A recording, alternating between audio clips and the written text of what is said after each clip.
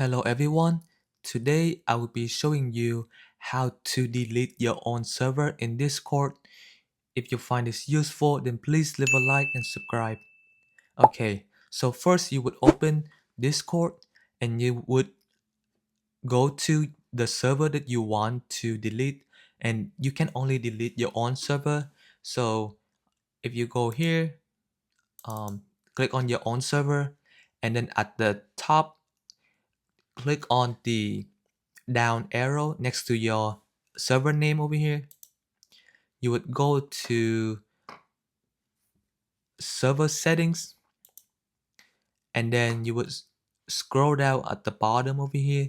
You will see a delete server button. Click on it, and then it would ask you to enter the server name. So you would type it out and then click delete server. And that is how you delete the server in Discord. Thank you.